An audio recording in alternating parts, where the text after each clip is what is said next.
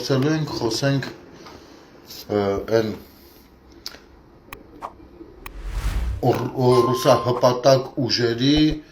կամ Կառաբախյան կլանի երազանքների մասին, որը արտացոլվեց վերջերս Վիտալի Բալասանյանի խոսույթի մեջ, ով երազում էր ինչ-որ Գյուլիստանի պայմանագրի վերականգնման, մի խոսքով երազանքներ էր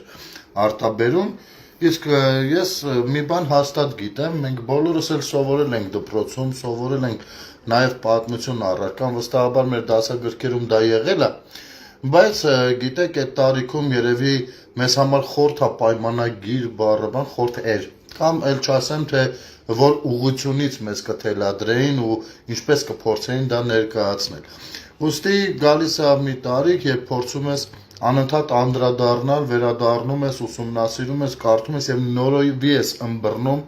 այդ ամեն ինչը, դրա տակ թաքնված շերտերը, խնդիրները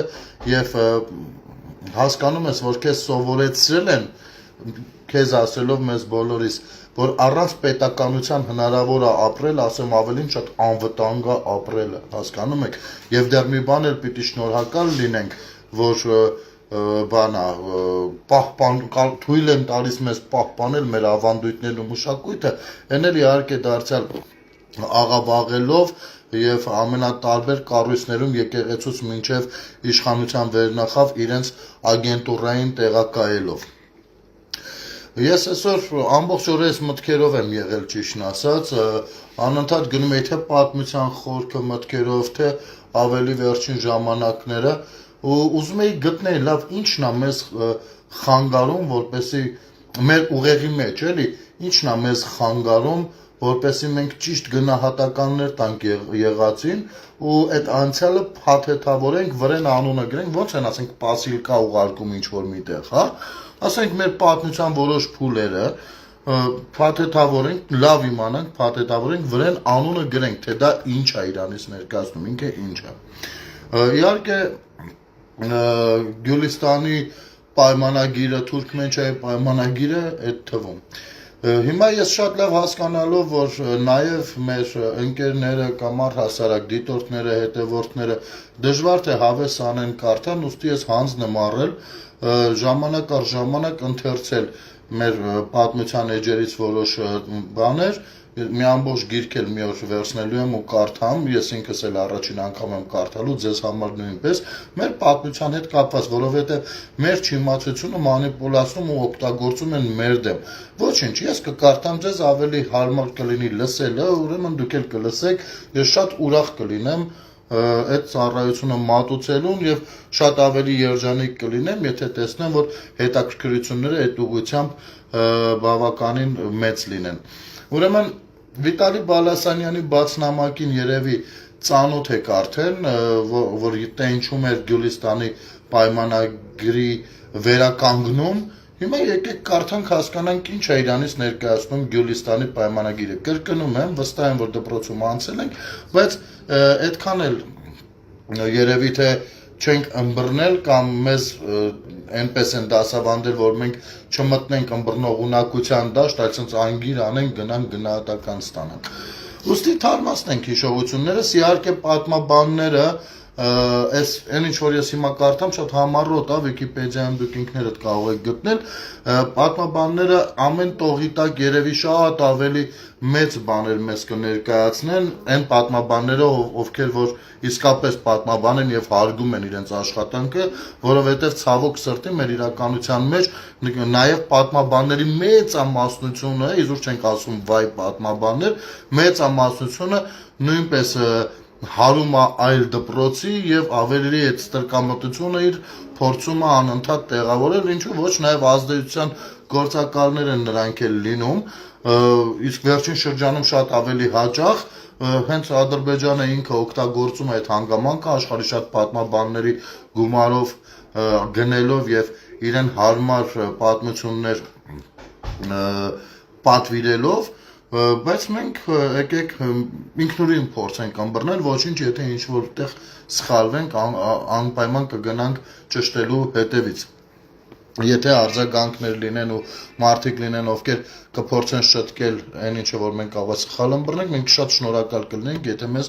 օգնեք։ Բայց այնուամենայնիվ ինչա գրված, ինչա մեզ ասում Վիկիպեդիան, ինչա Գյուլիստանի պայմանագիրը։ Գյուլիստանի պայմանագիր, ես երեք անդրադարձել եմ, ես իհարկե ընդհանուր առմամբ տեղյակ եմ, բայց ես կարդալով ավելի մանրամասն, իսկ դուք փորձեք մտովի զուգահեռներ տանել ձեր իմացածի շրջանակներում, հա։ Գյուլիստանի պայմանագիր, ռուս-պարսկական 1804-1813 պատերազմից հետո ստորագրված հաշտության պայմանագիրը, ռուսական կայսրության եւ Ղաջարական Պարսկաստանի միջև։ Իրադարձությունը տեղի է ունեցել Արցախի Գյուլիստան գյուղում 1813 թվականի հոկտեմբերի 12-ին։ Սա պատմության այն շերտն է, որտեղ որ ավելի խորը հին հնագույն պատմության մեջ սիրում են, չէ, ձվի մեջ մազգալ ու ասել, դե դրանք չեն կարող ասել, որ այդքան տենց բան են, բայց սա արդեն ավելի թարմ վիճակում է ու ինչ որ բան շեղումներ չեն կարող լինել, բացի ձևակերպումներից։ Գյուլիստանի հաշտության պայմանագրով ամրագրվեց Արևելյան Վրաստանի նախկին Քարթլի կախեթի թագավորության միացումը Ռուսաստանին, որը կայացել էր դեռ 1801 թվականին, եւ կայսրությանն անցան նոր տարածքներ՝ ժամանակակից Դաղստանը, Ադրբեջանը, ժամանակակից տերմինոլոգիայով օգտագործված, եւ Արցախը։ Նախքան պատերազմը այդտեղ ձևավորվել էին մի քանի խանություններ՝ Բաքվի, Ղարաբաղի, Շիրվանի, Դերբենդի ու Թալիշի։ Ժամանակակից Հայաստանի Հանրապետության տարածքից Ռուսաստանին են անցել Լոռի Փամբակը, Լոռու մարզ, Ղազախ Շամշադինը, Տավուշի մարզ, որպես Քարթլի կախեթի թագավորության Արևելյան Վրաստանի մասեր Շորագյալը, Շիրակի մարզը Երևանի խանությունից եւ Զանգեզուրը, Սյունիքի մարզ Ղարաբաղի խանությունից։ Ռուսաստանը Կասպից ծովում ռազմական նավատորմ պահելու բացառիկ իրավունք ստացավ, երկու երկրների վաճառականներին ազատ առևտրի իրավունք տրվեց, պայմանագիրը խաղաղություն բերեց Հարավային Կովկասում, հայերն ու վրացիներն ազատվեցին պարսկական եւ օսմանյան զավթիչների հարձակումներից, վերջ գտավ ավատատիրական տարանջատվածությունը, մեկ տասնամյակ անց մուսուլման, այստեղ ձևակերպումը հասկացաք, չէ՞, միանգամից այդ է էլի ասում, որ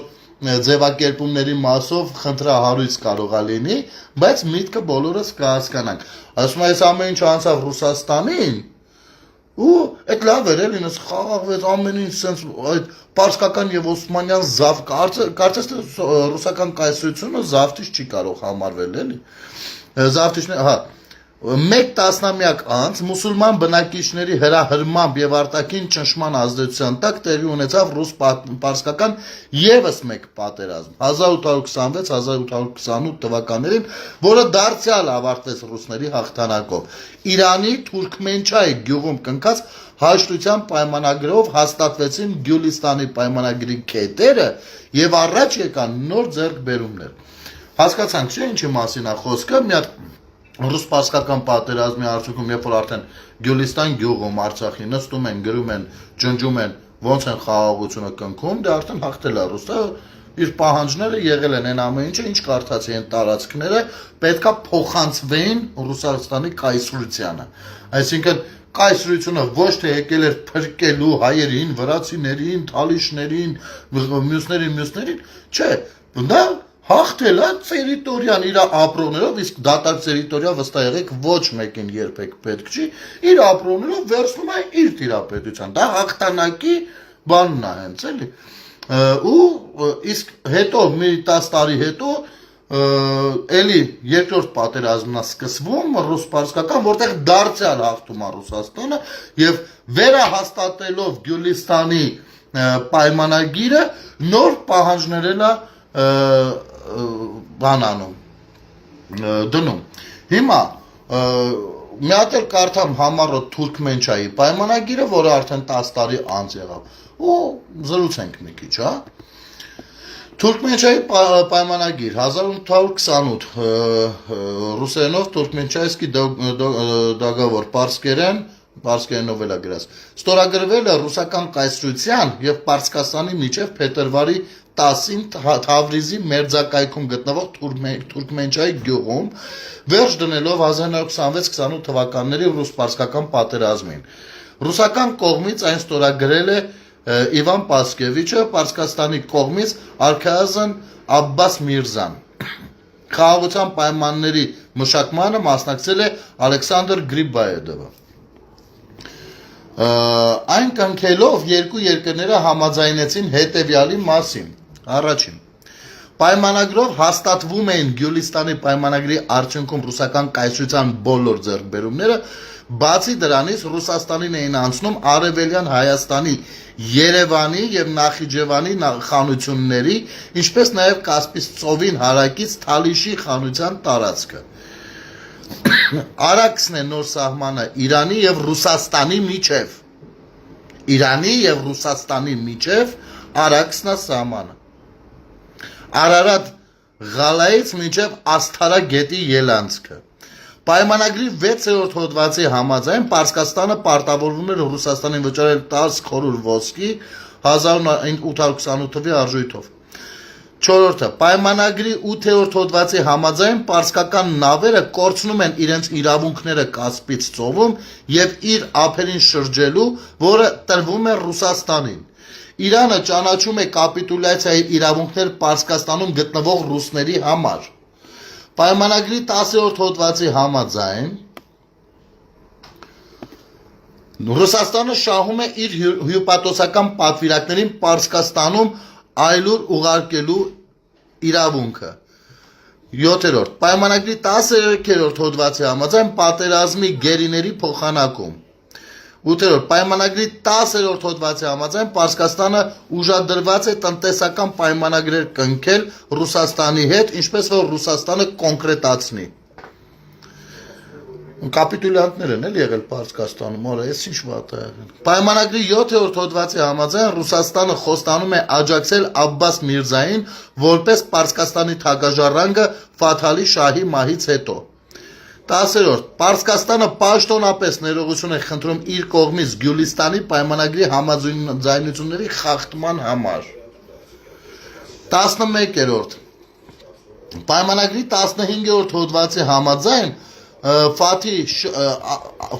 Ֆաթհ Ալի Շահը խոստանում է հյուսիսարևմտյան շրջանում որևէ խանությունների անջատման շարժումները չհալածել։ Ահա, սա է Թուրքմենչայի պայմանագիրը։ Վիտալի Բալասանյանը եւ բնականաբար որ ասում ենք Վիտալի Բալասանյան, նկատի չունենք մի հատ Վիտալի Բալասանյան, բոլորս ենք չէ հասկանում, Ռոբերտ Քոչարյան, Վիտալի Բալասանյան։ Ինչու ոչ Սերժ Սարգսյան, ինչու ոչ Լևոն Տեր-Պետրոսյան, սրանք Ղարաբաղյան ողջ կլան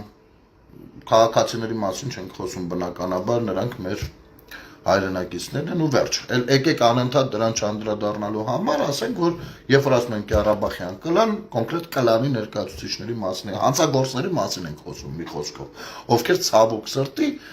բանից են, Արցախից են ծնունդով։ Սրանք ասում են Վիտալի Բալասանյանի բաց նամակի տեսքով, որը հազարավոր լայքեր էր հավաքել իրենց անհասկացողների, իրենց շատ սատարողների կողմից, ասում են, որ Պարսկաստանի եւ Ռուսաստանի սահմանը Արաքսն է։ Արաքսը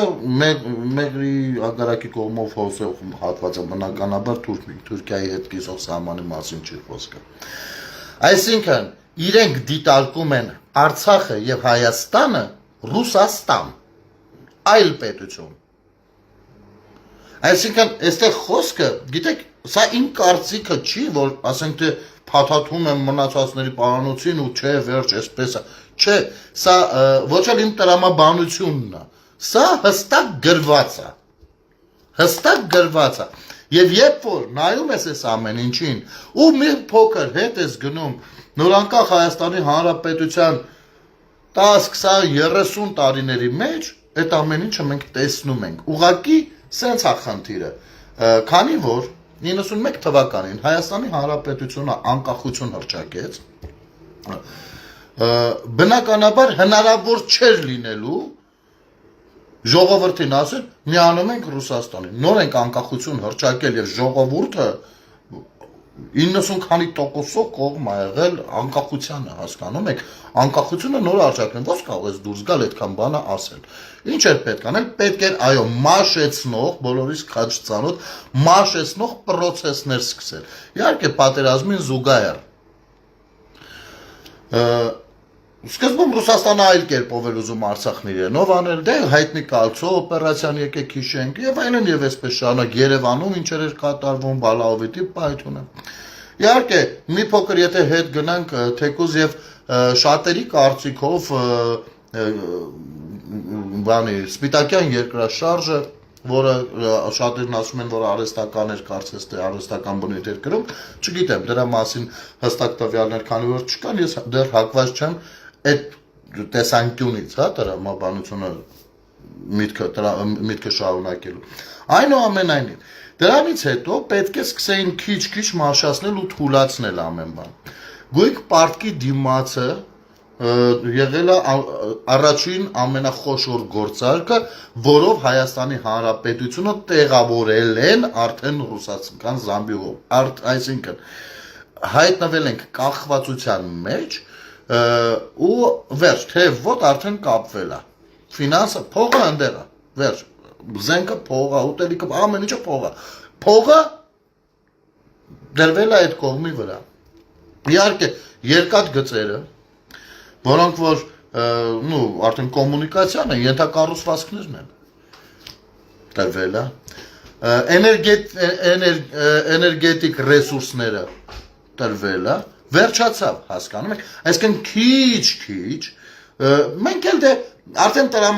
նայեք, սենց մի բան կա, որ հասարակության հիշողությունը 3-ից 6 ամիս է, ինչ որ իրավիճակ կա, պայթունա, ոչինչ, մի քիչ սառեք մի խոսացեք էլ այդ թեմայով, մի որոշ ժամանակից կսկսեք էլի խոսալ, հասկանում եք, ընդհանրական իմաստով եմ ասում։ Եվ քիչ-քիչ մեզ այնքան կապեցին Ռուսաստանին, ստեղծեցին այնպիսի իրավիճակ, որ մարդը աշխատելու համար ստիպված էր գնալ Ռուսաստան եւ բոլոր մեր գյուղերը գրեթե դատարկվել են ու այդ մարդկանց բնակիչների 90%-ը Ռուսաստան են գնացել, 10%-ն որ կարող է այլ ուղղությամբ են գնացել։ Հասկանում, այսինքն ներսից օգնել են Հայաստանի ռուսականացմանը։ Էլ չխոսեմ Հայաստանում պետական լեզուն, որ ուզում էին երկրորդ պետական լեզուն լինի ռուսերեն, ինչի համար, այսինքն քիչ-քիչ, մի հատ եղել է, որ մենք երկրորդ լեզու մի անգամից անցնում էինք ռուսերեն, անգլերեն չենք անցնում, ֆրանսերեն չենք, անցնում ենք ռուսերեն, պարտադիր, հետո նոր օտար նայեք, կոչվում էր, լեզվամտածողություն զգացեք, հայոց լեզու, մայրենի լեզու, ռուսաց լեզու և օտար լեզու։ Սրանով մեր լեզվամտածողության մեջ արդեն դնում էին դեռ փոքրուց, որ բոլորը օտար են, ռուսացը կարևոր է, մնացածը օտար են, իսկ լեզուն մշակույթի հիմքն է, մշակութաբանության, ազգի, ամեն ինչի հիմքն է լեզուն, հասկանում եք, ես ինչքան ժամանակ է, հիմնական հետևորդները կհաստատեն, ասում եմ պարտադիր է Հայաստանի Հանրապետությունում պետական մանկապատանեկան հեռուստաալիքի գոյությունը, դա պարտադիր է, դա անվտանգային ռազմավարական կարևորության հարց է, դա անհրաժեշտությունը ով էր, օդ ու ջրի նման, զենքի նման կարևոր է, որ ասում ենք զենք առեք է, այդքան կարևոր է դա, այս հրա մասին եմ ասում, ես ձեզ համար կարդացի Գյուլիստանի ու Թուրքմենչայի պայմանագրերը, ու դուք ինքներդ տեսաք, թե Վիտալի Բալասանյանը դրանով ինչա ուզում, այսինքն Արաքսն է նոր սահմանը Իրանի և Ռուսաստանի միջև, Արարատ Ղալայից միջև Ասթարագետի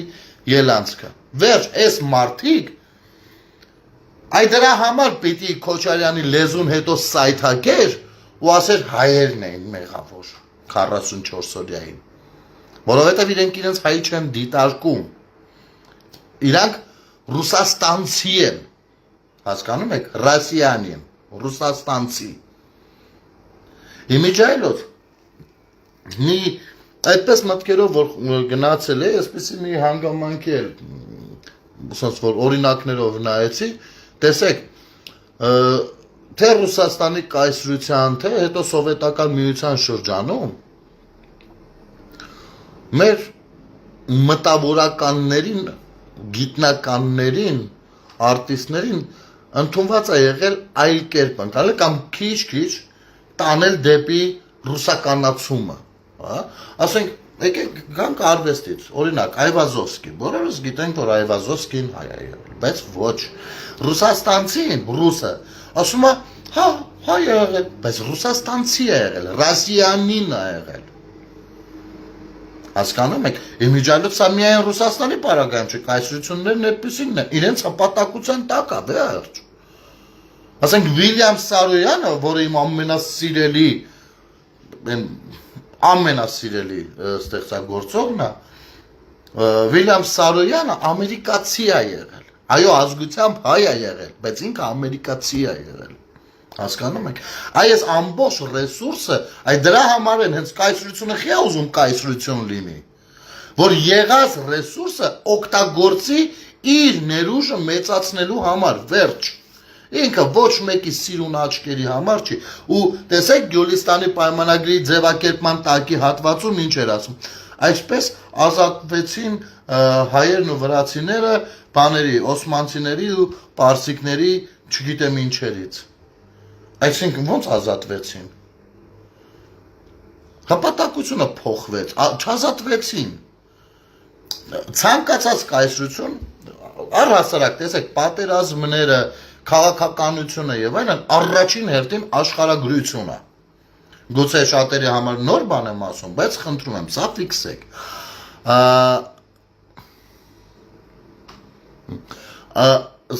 Սա առաջին հերթին աշխարհագրությունը։ Ցանկացած բան առաջին հերթին։ Ինչու է օրինակ այսինչ տարածքը կարևոր լինում ամեն ինչ համեմատած իր տերությանը կամ իր պետությանը կամ իր կայսրությանը ինչա անհրաժեշտ ջրային ռեսուրսներից սկսած հողերից վերջացրած, որպեսզի կարողանան բան անել։ Եվ ինչու ոչ նաև բնական հարստությունները։ Իսկ դա ամենտեղ չի որ կա։ Այսօրվա դրությամբ օրինակ բանում, ասենք չգիտեմ, Սահարայի անապատը եթե մեկը ուզի գրավի, չեմ կարծում, որ ավելի մեջ պատերազմացնելու, քան հենց Գազայի հատվածը, որը որ ստրատեգիական կարևոր վայրում է։ Իսկ մեզ դպրոցում ինչ են սովորացրել։ Մեզ սովորացրել են, որ մենք շատ աշխարհագրական վատ դիրքում ենք եւ շրջապատված ենք, չգիտենք ինչ։ Ոչ, մենք աշխարհագրական ամենալավ տեղում ենք։ Եվ դրա համար ասպատակ, մեր ճակատագիրը պատմության մեջ, պատմական ճակատագրի մասնակցություն, դրա համար է այդպես դասավորվել, որովհետև ամենալավ տեղում ենք։ Եթե մենք ապրենք Արապատներում, մեզ ոչ ոք ոչ գալու էր ցեղած բաներ, ոչ ուզենալու են մեր հետ կռվեն, կարող է անցնող դարձողը 1-2 ինչ-որ բախումներ լինել, բայց ոչ մի բան չէր խանգարելու մեզ բանը։ Բայց քանի որ աշխարհագրորեն մենք ամենալավ տեղում ենք, ամեն մեկը ուզում է ունենա այդ լավ վայրը։ Հասկանում եք, որովհետև ինքը հարուստ է, չէ, թե ջրային պաշարներով, թե բնական հարստություններով, թե իր դիրքով, ամեն ինչով։ Հասկանում եք։ Այստեղ է խնդիրը, որը որ այս կլանը, այս հանցագործը, այս KGB-ի ազդեցության գործակալները երբեմն, ովքեր հավատարմության երթում են տվել, նրանք հպատակություն են հայտնել կայսրին օրվա, ասում են, որ մենք բանը երազում ենք, որ Գյուլիստանի ու Թուրքմենչայի պայմանագրերը կյանքի կոչվեն, վերարտադրվեն, այսինքն Հայաստանն ու Արցախը դառնան Ռուսաստան, վերջ, սա են իրանք ասում, որ Պարսկաստանի հետ սահմանը լինի հայ-ռուսական, ռուս-պարսկական, ոչ թե հայ-պարսկական, և իրենց բանակի մաշեցումը, ռազմական բալանսի խախտումները, ամեն ինչը, դրեք, նայեք, Քոչարյանի օրոք ինչեր են եղել, Սերժի օրոք ինչեր են եղել, то հենց Լևոնի օրոք ինչեր են եղել, ու կտեսնեք, որ այդ աշխատանքը անկախությունից հետո գնացել է, ուղղակի ոգին բարձր է եղել, մի անգամից չեն կարող, պետքա քիչ-քիչ տանեին, հասցնեին նրան, որ մարդիկ իրենք ցանկանային դառնալ Ռուսաստանի մաս։ Իսկ ինչպես կարող են ցանկանալ դառնալ Ռուսաստանի մաս, եթե դու շատ ավելի վատ ես ապրում, քան Ռուսաստանում, սա մեկ, եւ անվտանգային խնդիրները, ռուսը չլինի, թուրքը կուտի մեզ։ Այ Ադրբեջանի ու Արցախի ասում միայն ռուսը կարող էր լուծել, անգամ ստում է, նստել է երկրորդ նախագահը պետության, բան է անում, բանախոսություն է կարդում, ուսանողներին խաբում է, բացահայտ խաբում է, ասում է 2019 թվին առաջարկ է եղել համանախագահների կողմից Արցախի մասով։ Ուրեմն ես հաղորդման ժամանակ եմ ասել, հիմա էլ եմ ասում, նման բան չի եղել, խաբում է։ Կարող է բարդ է հավատալը, մի քիչ, ասենք, չգիտեմ, թասիբ ունեցող, նամուս ունեցող, մի քիչ զարգացած մարդու համար անհնար է հավատալը, որ երկրորդ նախագահը ոչ թե մանիպուլացիոն, այլ ուղիղ խաբում է։ Բայց այդպես է։ Նստել 2019 թվականին համանախագահների կողմից չի եղել ոչ մի բան, առաջարկ։ Ռուսաստանի կողմից եղել է։ Հասկանում եք։ Նրանք ամեն ինչ, ուրեմն, ես այսօրվա պես հիշում եմ, մի քանի անգամ էլ կարծեմ եթերներով խոսքը տարել եմ, գնացել է դրան, բերել եմ այդ օրինակը։ Գեներալներից Սեյրան Սարոյանին, երբ որ ազգային ժողովում իրենց վախտերը, լրագրողը մոտեցավ, դες բանի հայերի Ռուսաստանում ավելի հեշտացնելու, մնալը կամ աշխատելը հեշտացնելու մասով ինչ որ նոր օրենք էին ընդունում, թե ինչ էին անում, մոտեցել են ասում, բայց դա կնպաստի արտագաղթին, չէ։ Սեյրանը Սարոյանն ասում, ինչ արտագաղթ, դա ամեն ինչ նորմալ է, մի գործ չկա, հենա վատա կգնան Ռուսաստան կաշխատեն, կապրեն։ Սա գեներալի խոսք է եղել, հասկանում եք, սա ինչ է։ Սա պետական դավաճանություն է։ Նպաստել, լուրջ չընդունել, քո ժողովրդի, քո պետության դատարկվելը։ Ստեղծում էին պայմաններ, որ մարդը գնա Ռուսաստան, աշխատի, դե բնական է, հետո պիտի կնոջը տանի, ծնողին տանի, երեխային տանի։ Հետո ինքը արդեն իրան սկսում է ավելի հարմար լինել այնտեղ։ Մի քիչ էլ անտեղյակ է լինում, դպրոցում մի քիչ լավ սովորած լինում, հեշտությամբ կլանվում է ռուսական ծավալուն ծանր պրոպագանդայով, ինչի արդյունքները մենք այսօր էլ տեսնում ենք։ Այս աշխատանքը գիտակցված արվել է 30 տարիներ շարունակ։ Եվ այսօր այս աշխատանքը ջուրն է ընկնում, այ դրա համար են բոլորը կատաղել։ Այ դրա համար է Ռուսաստանը հետաքրքրում։ Ասենք Ռուսաստանին ինչ կա, հասարակ բան եմ ձեզ ասում։ Նայեք, եթե Հայաստանի Հանրապետությունը, եթե վերցնենք որպես պետություն, Ռուսաստանի Դաշնությանը պիտի որ ձեռ տա ուժեղ Հայաստանի Հանրապետություն, եթե խոսքը հարաբերությունների մասին է, որ մի երկիրը չի ուզենա ավելի ուժեղ երկրի հետ հարաբերություններ ունենա։ Մի երկրի հետ, ով օրինակ արևմուտքում կարող ունենա լավ կապեր, չէ, որ դրանք հետագա այլ թեմաների շրջանակներում կարելի է օգտագործել, ընդհանուր շահեր գտնել, բաներ զիջել, բաներ տալ, բաներ վերցնել, առևտրի մեջ մտնել, առևտուր, ես արք ու վաճառքի մասին չեմ ասում, ինչ որ ապրանքների, քաղաքական առևտրի, այսինքն իրեն պիտի որ դա ձեռ տա։ Բայց մեկ էլ ասում լավ, ինչի են ուզում անպայման լինի ռուսամետ ղեկավարություն։ Այն հենց դրա համար, որ Հայաստանի Հանրապետությունը պիտի լինի Ռուսաստանի Դաշնություն։ Եվ Վիտալի Բալասանյանը չի ամաչում սրա մասին գրում է։ Եվ այս անձնավորությունը եղել է ոչ ավել ոչ պակաս բանարկի գեներալ եւ Արցախի Հանրապետության անվտանգության խորհրդի նախագահ։ Ինչ շահեր է հետապնդել, նա արդյոք Արցախի շահերն է առաջ տարել։ Արդյոք այն անկախ Արցախ, չգիտեմ, միացում Հայաստանին այս շահերը կարող էր տանել, բնականաբար ոչ։ Բնականաբար ոչ։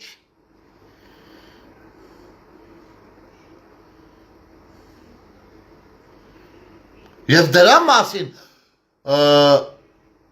ոչ գիտեք կարելի է լինել ռուսական ազդեցության քաղաքական գործիչ այլ երկրների ամեն մեծ պետության ազդեցության գործիչ կարելի է լինել բայց դա չպիտի տեղի ունենա քո պետության բանի որովհետեւ այդ ազդեցությունները նաև այդպես վատ բան չի շատ դա ունի իր դրական կողմերը ժողովուրդ ջան ուզում եմ սա հասկանանք որովհետեւ այդ ազդեցության գոտիները ճիշտ կիրառելու արդյունքում քո պետությանը օգտակար ես լինում Հասկանում ես բայց եթե երկրորդվում է պետականամետ լինելը դու դառնում ես 5-րդ Շարասյուն այսքան բան վերածվում ես 5-րդ Շարասյան ու ռուսը միշտ էլ թշնամին եղել մեզ չէ նայր ջան ես համաձայն չեմ այդ ձևակերպման հետ չէ Ռուսաստանը իր շահերն առաջ տարել բայց մենք ենք այդքան էշ եղել որ ասել են չէ Ռուսաստանի շահը մեր շահն է կարևորը մենք կլինենք անվտանգ կամ ինչպես ես առանձնացրել եմ տարիքով մարդու խոսույթը 25 թվականին դարձյալ խոսել է կարող է 10 տարի առաջ եթե ասենք հա ռուսը չլին թուրքը մեզ կուտի ունենալով նման դաստիարակություն բայց երբ որ արդեն ամեն ինչ ակնհայտ է ու 25 թվականին մարդը կանգնած ասում ռուսը չլինի թուրքը մեզ կուտի մենք սոված կմեռնենք ասում է նայեք ինչեր է ու կողքի համագյուղացիները ասում են օ ճիշտ է ասում այսինքն այդքան մենք չգիտենք ինչ է պետությունը ինչ կարևոր բան է պետությունը սեփական պետությունը այդ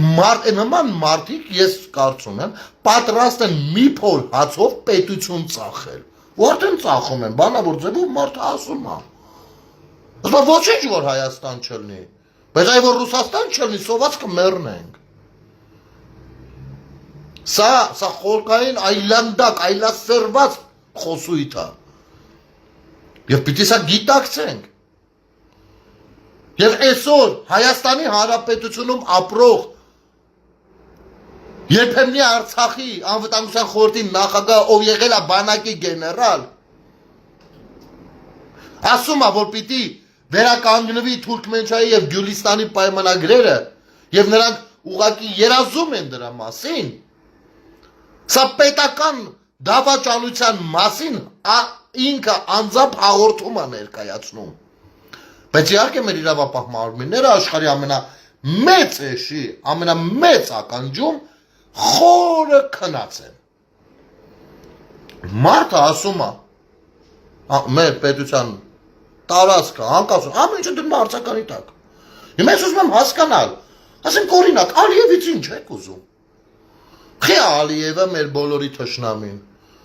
Որովհետև մեր սահմանները դնում է կասկածի տակ, չէ՞։ Բայց ո՞նց է մեր թշնամին էսի մեր հայը։ Ո՞նց անինում որ այլ կերպ է աշխատում այդ պարագայում։ Մարդը Հայաստանում կանգնած ասում է Հայաստանը Ռուսաստանը եւ վերջ։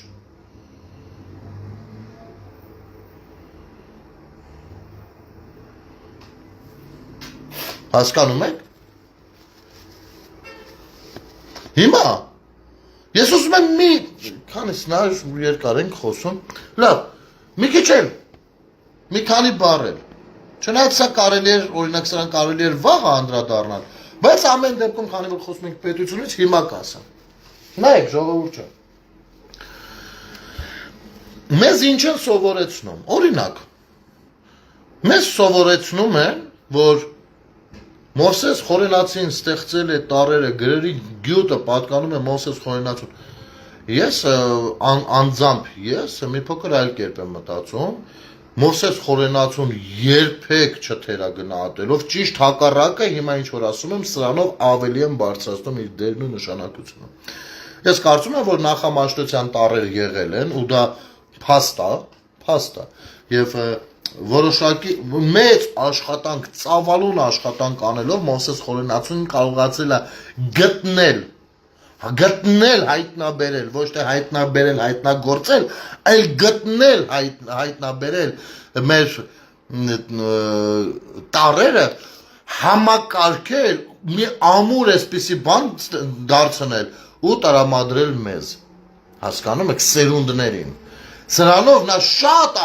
որովհետև գրեր ստեղծելը Ժողովուրդ ջան հեշտ բան է։ Դու կարող եք ինքներդ նստել հիմա գրեր ստեղծել։ Ցանկացած սիրուն նախշերով բաներ, հասկանում եք,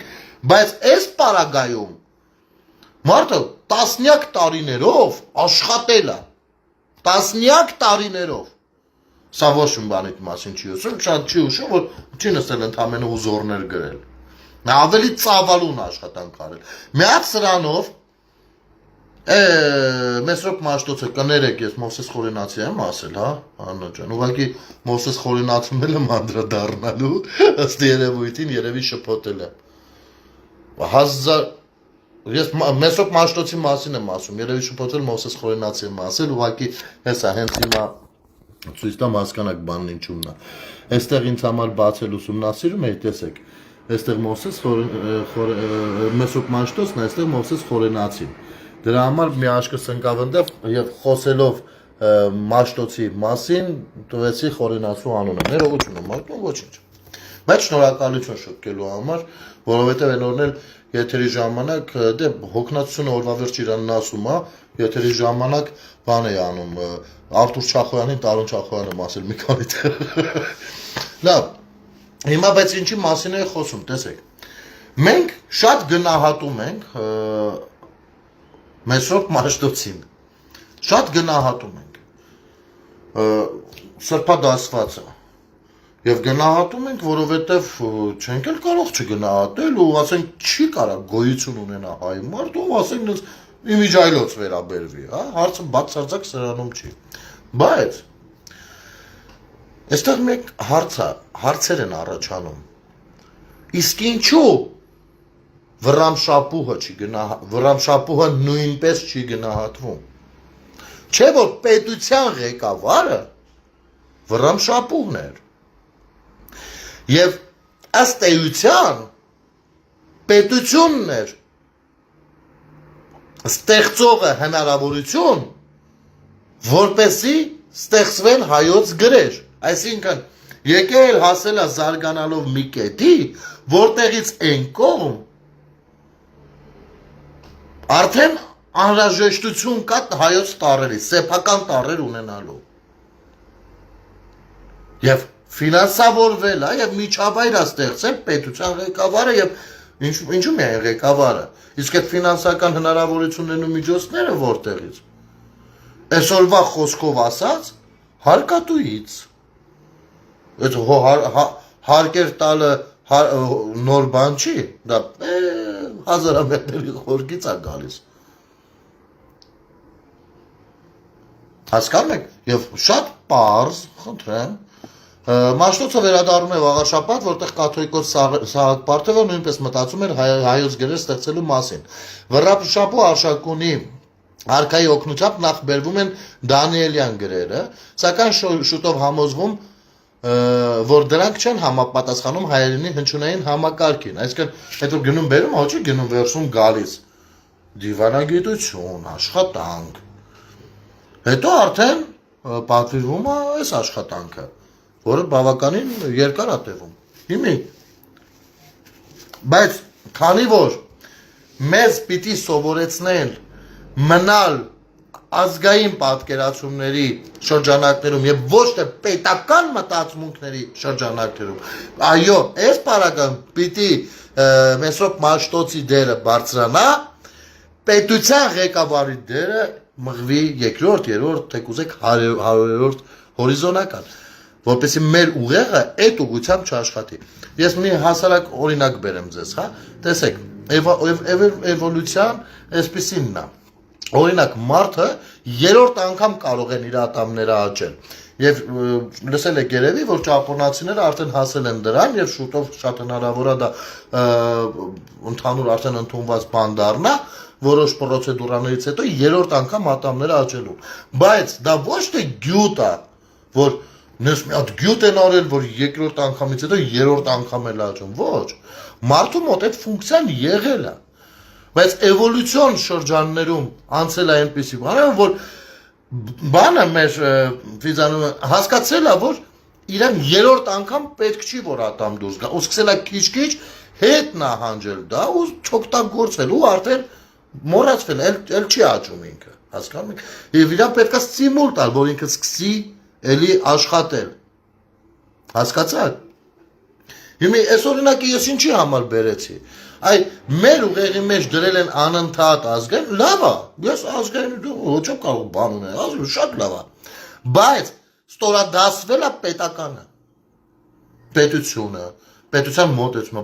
պետության ֆունկցիան, պետության կարևորությունը, դերը, նշանակությունը, ամեն ինչը, այս ամեն ինչը ստորադասվել է։ Դրա համար մենք այսօր բարդ ենք ընկալում սեփական պետություն ունենալու բախտավորությունը։ Հասկանում եք, բարդ ենք ընկալում մենք։ Եվ մեր իրականության մեջ կան մարդիկ, ովքեր համաձայն են, որ չլինի այդ պետությունը ու արդեն չեն էլ խորշում ուղիղ դրա մասին հայտարարելուց։ Ովքեր նոր են միանում ժողովուրդ ջան, կխնդրեմ, որ այս եթերը ամենասկզբից նայեք, ինքը շատ կարևոր եթեր է։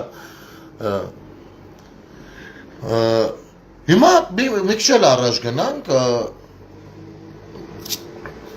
խոսելով դրանից։ Ու այստեղ մտածում ես, ես սրա մասին առանձին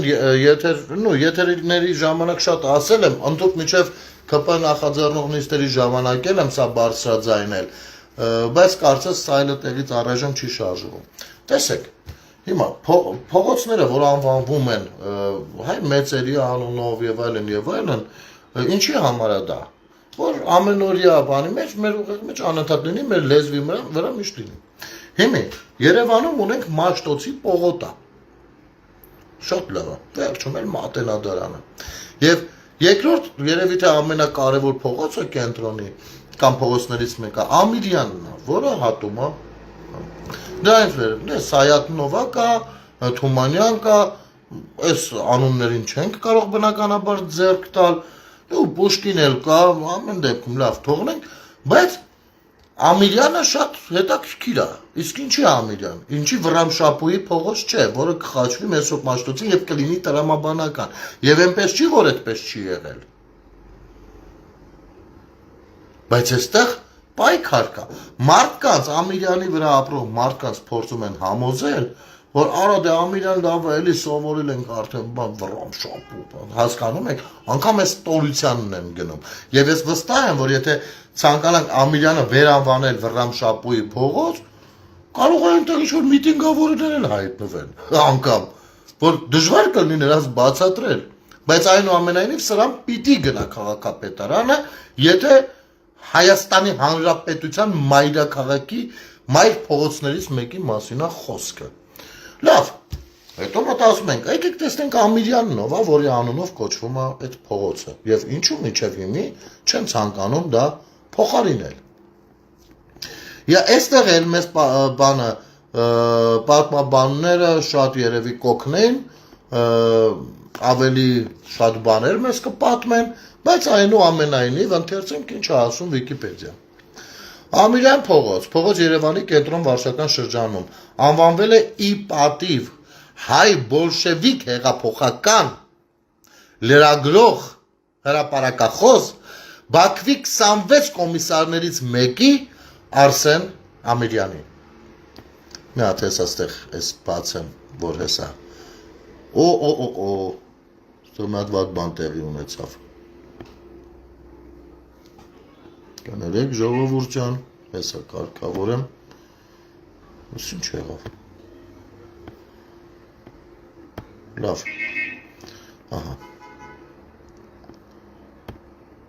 Բա։ Լավ, կարդանք, հետո անդրադառնանք դե։ Սկսվում է Հանրապետության հրապարակից եւ ձգվում մինչև Սարյան փողոցը, հատում է Եզնիկ Կողբացու փողոցը, Մաշտոցի փողոցը եւ Խորեն Աբրահամյան փողոցը։ Ամիրյան փողոցի սկիզբը առնում Զաքյան փողոցը, ավարտվում է Քոչինյան փողոցը։ Նախասովետական ժամանակաշրջանում կոչվում էր Նազարովսկայա փողոց։ 1918-ից 21-ին կրել է ՀՅԴ հիմնադիրներից Քրիստափորի անունը։ Հայաստանի անկախանալուց հետո 90-ական թվականներին փողոցը մի քանի տարի կոչվել է ուշադրություն Վռամշապուհ արքայի անունով 90-ականներին մի քանի տարով դարձել է Վռամշապուհի փողոց Միակ ճիշտ բանը, որ տեղի է ունեցել, այնուհետև կրկին ստացել է նախկին անվանումը։ Անկախ պետությունում Վրանշապուի փողոցը ինչի է հետ վերանվանվում Արսեն Ամիրյանի փողոցով, բոլշևիկի 26 կոմիսարների թայի,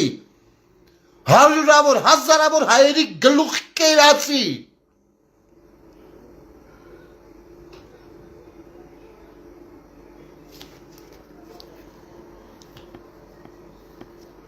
Հիմա եկեք ծանոթանանք ես Արսեն Ամիրյանին, տենանք կբացում, տեսեք ինչ-որ բան ալինում չի բացում։ Ես ուղղակի ես մասը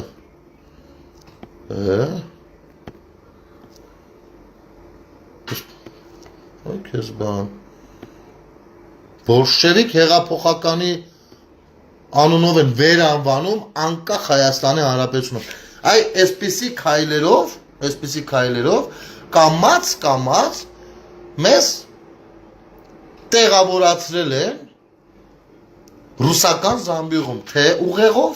թե լեզվամշակույթով։ Ընդհուպ ես հիմա մի հատ օրինակ ասեմ ձեզ։ Կարողա դուք չեք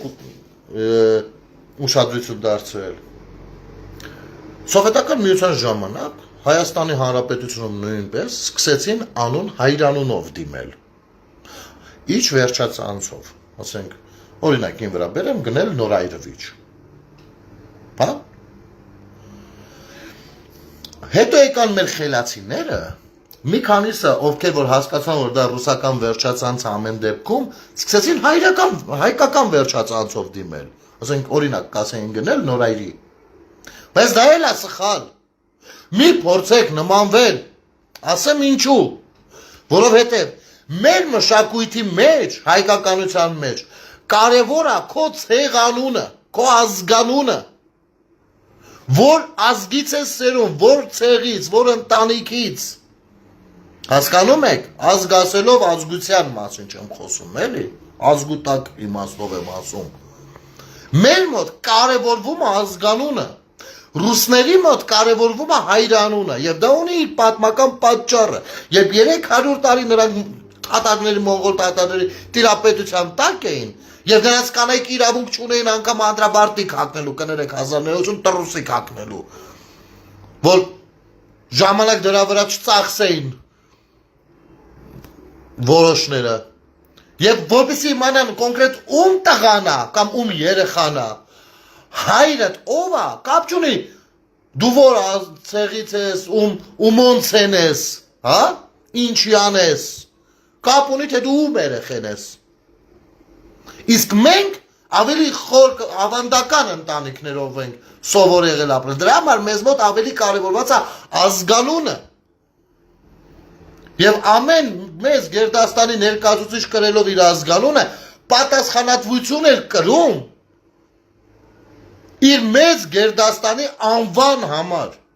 որ հանգարց նենց բան չանի,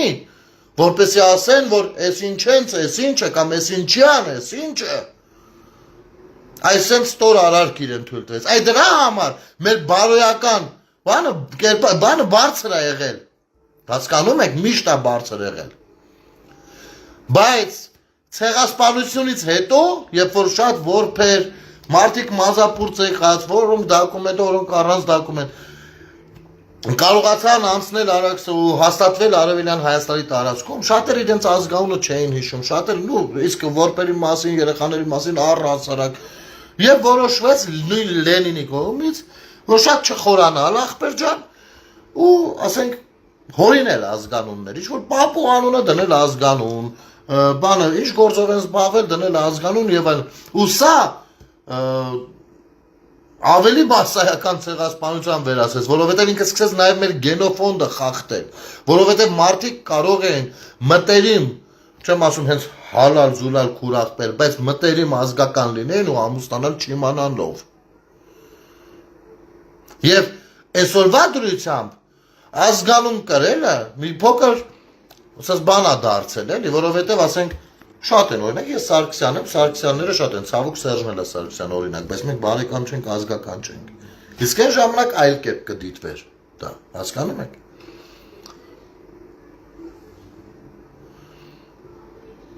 Այնպես որ հայրանունով իրար դիմելուց եկեք խուսափեք։ Դա մեր մշակույթի հետ կապ չունի, բայց դա եղել է։ Դա մցրեն է, որ դարձյալ լեզվամտածողության մշակույթը խախտելու եւ դեպի ռուսականացումը տանելու կոնկրետ ռուսականացումը տանելու հարց է եղել։ Ինչպես Օսմանյան կայսրության ժամանակ թրքացումը։ Դա ինչ չէ, որ դու քեզ ասում են վերջ, այսօրվանից թուրքերեն պիտի խոսած, պիտի դառնաս մուսուլման, չէ։ Մի քիչ շատացնում են էլի, մի քիչ են կարևորացնում քոնը, ու քիչ դու ուզում ես լինես մեծ կայսրության ներկայացուցիչ, որ քո իրավունքները կարողանաս կրթություն ստանալ, կարողանաս այս անել, այն անել, հասկանում ես, եւ երկրորդ քո սերունդը, երրորդ քո սերունդը արդեն վերջ ու ծածվում գնում է։ Եվ այս գործողությունը Սիրով Ղարաբաղյան կլանը Քոչարյանի վիտոների գլխավորությամբ իրականացրել են սրանք։ Այո, բժիշկներին, գիտնականներին, ասում էին ազգանունդ կփոխես, դու խնդիր չունես։ Այս ինչ եղավ կոմպիս։ Կներեք, ժողովուրդ ջան, ինչ-որ բան ա լինում։ Հավոստեղ ես։ Այդ դրա համար պետք է ուշադրել, եւ հիմա Հայաստանի Հանրապետությունում կայսրությունը պայքարում է ոչ թե Հայաստանում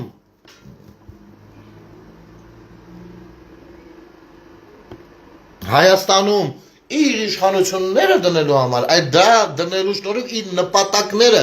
իրականացնելու համար։ Եվ եթե մենք ամեն մեկս մաքսիմում ձևով չգիտակցենք պետություն ունենալու կարևորությունը, պետություն կայացնելու կարևորությունը, հաջողելու է նա եւ սերունդը այ անիծել հայհոյել, այդ սերունդներն են անելու մեր հասցեին։ Այ դա ամենավատն է լինելու։ Ուրեմն ոչ կարող եք դուք ձեռքներիցդ բաց թողնել այդ հնարավորությունը։ Եվ ոչ կարող եք ցանկություն հայտնել դառնալ կայսրության մաս։ Այդ կայսրության մաս չդառնալու համար նաև 1.5 միլիոն հայ է կոտորվել։ Այդ թեկուզ այդ չէ, Օսմանյան, բայց կայսրությունները բոլորը նույնն են։ Կապ չունի, անունը կապ չունի։ Անգլիական կայսրությունը, Մեծ Բրիտանիայի կայսրությունը ինչ ուզել Հնդկաստանի հետ արել, աշխարհի մի կեսի հետ, ֆրանսիական կայսրությունը աշխարհի մյուս կեսի հետ, իմիջիալոց աշխարհի ամենամեծ կայսրությունն է Ֆրանսիայի կայսրությունը։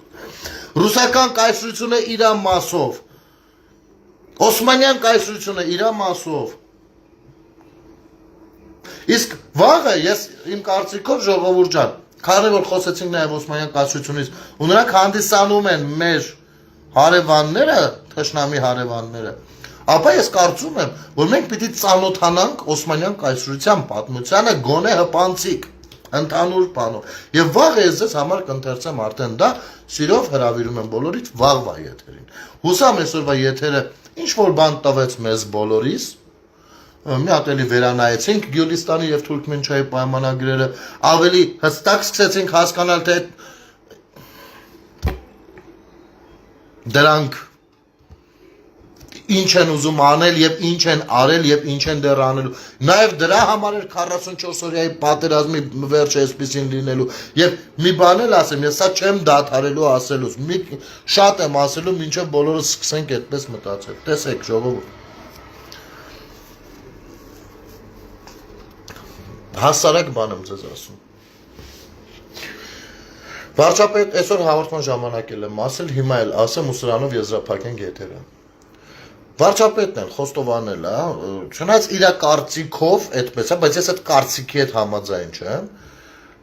Մեղադրողներն էլ իրենց հերթին դա են ասում, ինքն էլ այտենց խոստովանում, որ այո, պետքա ժամանակին ժողովրդին ասվեր ինչն ինչոց է եւ կանխվեր այդ աղետը, եւ ասել, որ ժողովուրդ ջան, իրավիճակը սենց է, պիտի եղածը տանք։ Բան։ Ես նախ կարծում եմ, որ ժողովուրդը չէր ընդունելու, չի կարող այնքան մեծ լինի ժողովրդի վստահությունը, բան որ ընդունել։ Դա տեղի չէր ունենալու այդպիսի բան մեկ, եւ երկրորդ։ Եթե հանկարծ նա այդպիսի բան աներ, Մենք չէինք ունենալու Հայաստանի Հանրապետություն։ Ու շատ ավելի աղետալի բաներ տեղի ունենալու, որովհետև պատերազմի համար նախատեսված զենքերը արդեն գնված էին, որոնք պիտի կրակեին։ Գիտեք, միլիարդների զենք առնելը մի բան է, միլիարդների զենքի վրա հավելյալ ծախսանել պահելը մի այլ բան է։ Իսկ դրանք կրակելու այլ տեղ չկար։ Իսկ նպատակները շատ ավելի մեծ էին, քան Արցախներ։ Հիմա եկեք գուշակենք, թե որտեղ էին կրակելու։ Հակոբ Հակոբյան կարող է թշնամին դու ես։ Թշնամին պապատա լրբի ծնունդ։ Հասկացար, հայ ազգի թշնամի ես այնքան չեմ կարալնեմ, որ կցանկից կարամ ինչ ուզեմ ասեմ այս խոսույթիդ համար։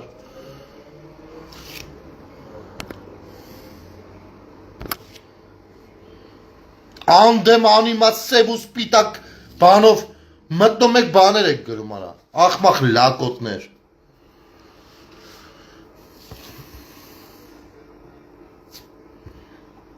Ներողություն ժողովուրդ ջան, հազար ներողություն։ Բաներ կան, որ ես կարամ արհամարեմ, բաներ կան չեմ թշնամի, թուրք, երբ որ ինձ տենց են փորձում վիրավորել, ես նրանց մեր էլ ինձ հետաքրքիր չի, ու մեկը ինձ չի կարա ասի, ախպեր, բայց ինքը քեզ էր բանացում դուխի հորը կամ մորը կապար, որովհետև թշնամին նույն քֆուրն է հասնում, ավելի վատ, թուրքին նմանապես, հասկացաք, հենց դրա համար։ Հիմա պատերազմը լինելու էր Հայաստանի Հանրապետությունում, Հայաստանի Հանրապետության համար։ 30 տարի չենք ունեցել ընդգծված, հստակ ընդգծված սահմաններ, եկեք մի հատ գուշակենք ինչու, այն էլ հաղթանակած դիրքերից։ Եռաբլուրը ուրացողներն են սրանք, էլի, իրանց ընկերներին, իրենց զինակից ընկերներին ուրացող, իրենց անունը ուրացողներն են սրանք։ Ու մենք այդ ռեսուրսներով, ինչ որ թողել էին 3 նախկին չղեկավարները Հայաստանի Հանրապետությանը, չէինք կարողանալու դիմակայել։ Իսկապես չէինք կարողանալու, առավել եւս 102-րդ ռազմաբազայի ներկայությամբ, իսկ ռուսը չէր կացնում, որ միջանցքը իրեն է պետք։ Հասկանում եք։ Այնպես որ ես ինչպես որ ասում էի, որ տեսեք ծնողներին շատ էին համոզում, ասում էին, դե փաստորեն կարար ինքը էդի տար, այս աղետը չլիներ ու ձեր որդիները իզուր չզովեին։ Ոչ, շատ ավելի աղետալի էր լինելու ու հենց դրա համար էլ հավերժ փառք ու հավերժ խոնարհում բոլոր մեր հերոսներին, ովքեր զոհվեցին հանուն Հայաստանի Հանրապետության եւ ինչու ոչ, այո, նաեւ հանուն Արցախի։ Այսօր ունենք Հայաստանի Հանրապետությունը։ Մեր զինվորը Արցախում ընկնելով պաշտպանել է Հայաստանի Հանրապետությունը։ Ակամայեց, գուցե չգիտակցելով, բայց ինքը իմացել է, որ հանուն հայրենիքի պիտի գնա մինչև վերջ ու գնացել է։ Եվ փառք ու պատիվ բոլոր դրանց, ովքեր մասնակից են եղել ու կան ու մեր շարքերում են, ապրում են։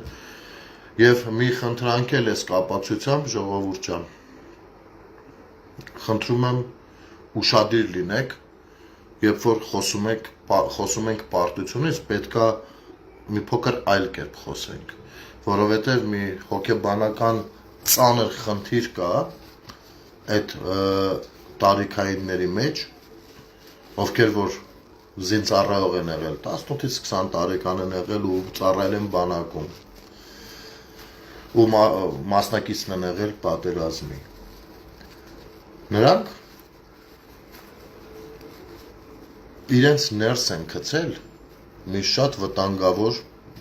պատկերացում։ Իրանք իրենց ներս են գցել, որ իրենք չկարողացան։ Այ 90-ականներին կարողացել էին, երևի իրենցից լավն ու ուժեղն էին, իսկ իրենք չկարողացան։ Իրենցից շատերը շատ համառոտ ատամների արանքով երբեմն նետում են, այսպիսի բան են ասում, ես մի քանի անգամ եմ լսել դա, մենք պարտված սերունդն ենք։ Խնդրում եմ ձեզ, ես երբ որ լսում եմ նման բան, իսկ ես մի շրջան հաճախ էի լսում, հիմա մի քիչ ավելի, փառք Աստծո, խոսեք նրանց հետ։ Խոսեք ու ասեք, որ ոչ, նրանք պարտված ծերունդը չեն, նրանք Հայաստանի Հանրապետություն են փրկել ու պահպանել։ Զգուշ եղեք, նրանք այս բանը սկսել են ուտել,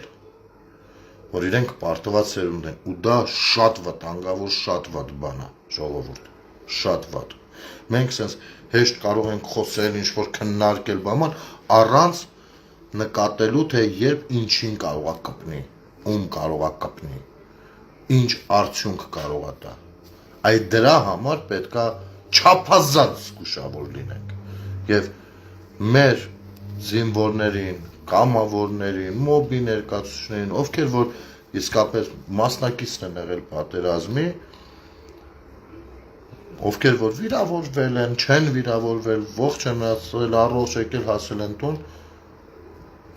այդ պարտության մասին խոսելուց կամ Արցախյան իրավիճակից խոսելուց կամ այսօրվա թեկուզ քաղաքականությունը քննարկելուց, պարտության մեղավորներ գտնելուց բավականին զգուշ եղեք, խնդրում եմ։ Շնորհակալություն բոլորիդ, շնորհակալություն եթերը դիտելու եւ տարածելու համար։ Լավ եղեք, ամեն ինչ շատ լավ է լինելու եւ որպեսզի շատ լավ լինի, մենք պիտի լինենք տեղեկացված, որպեսզի իրադարձություններին ճիշտ գնահատական տանք, ճիշտ պատկերացումներ ունենանք ու թույլ չտանք, որ մեզ մանիպուլացնեն եւ այլն եւ այլն։ Շնորհակալություն, ստեսություն։